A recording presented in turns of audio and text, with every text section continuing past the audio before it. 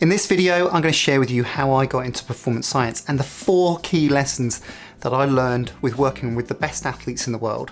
Hi, I'm Steve Ingham from Supporting Champions, and this channel is all about performance strategies that can help your fitness, your team working, and productivity. In this video, I'm going to share with you how and why I got into performance science through my own amateurish sporting pursuits, but then also how I shifted that to creating a mindset of working with others, supporting others and helping them to succeed as a performance scientist. And I'll do that through the story of having the chance and the honor of working with one of the world's greatest athletes, Steve Redgrave. I'm going to draw out the 3 key lessons of working with elites, working with high performers and high performance teams. If you're going to help other people to succeed, what are the 3 key lessons? I'm going to share those with you.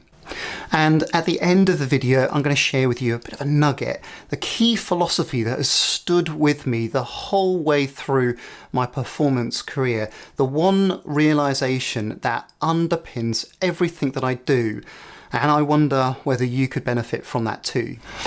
First of all, I'm not an elite athlete, so don't expect at some point that I'm going to bring out a gold medal and show you it and say, well, it must all be true because I've been to the top of a podium. I was a 100-meter sprinter. I was quite good at school.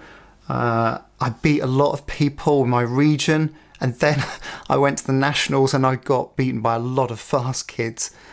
And that got me curious as to why am I going slowly, but they're going much quicker than I.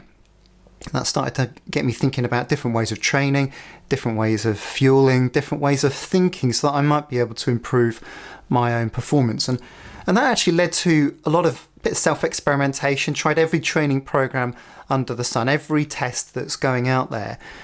That led me to realizing that actually if I apply scientific methods and scientific ideas and objective ways of approaching my training, I could improve a lot. And then I started to notice as I got curious about applying what I'd learned about my own performance, I apply that to somebody else and I realized, they're improving it a lot more than I did. And that's interesting from the point of view of I'm now fascinated and motivated about seeing other people succeed, not necessarily my own sporting endeavours. The other conclusion there is that perhaps I didn't quite have the hardware to be a 100-metre champion. There's one saying in performance science is that you've got to choose your parents really carefully, and I forgot to do that. So that, as much as I love my parents, they didn't equip me necessarily to be a 100-metre champion. My immersion into performance world was redefined by the moments that I started working at the British Olympic Association, working with the British rowing team, working with perhaps at the time in the British system about as much a successful athlete as there is, Steve Redgrave, Matthew Pinson, and they were the only Olympic champions at the 1996 Games. So that meant I had the opportunity to work with the most successful athletes the world has ever seen. And my meeting with Steve Redgrave is, I've documented it several times. I wrote about it in How to Sport a Champion. And that was a nervous day back in 1998. And I'm a young sports scientist, 1998, I'm 24 years old. I'm going down to Henley-on-Thames, the iconic rowing venue. I'm surrounded by these giants and I go up to the main man, Steve Redgrave, and I say, hi, I'm Steve, I'm your new physiologist. And he just stares down at me and says this. Well, Steve, are you going to make me go faster? All right, that wasn't the actual footage from the day. I asked him to do that on one of our podcasts. But you get the gist. An intense character requiring me to work with them, to journey with them, to be a trusted partner in support of other people. And there's me with all of my undergraduate level knowledge, with my degrees, thinking, what is it that they need to know? I just need to make sure that I've got the right information to put in front of them. But actually, there's so many other complex dynamics, so many ups and downs, the pressured environment, the results focus that meant that I'm now thinking completely differently about how I apply performance strategies to this person.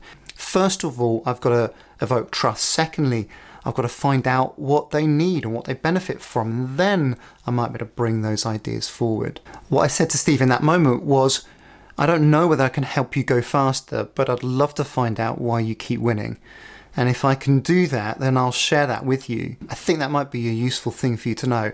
And if at some point I find something actually I think could offer you an edge, then I'll share that with you too. And I think probably I just got away with it. I think he just grunted and went off and rode.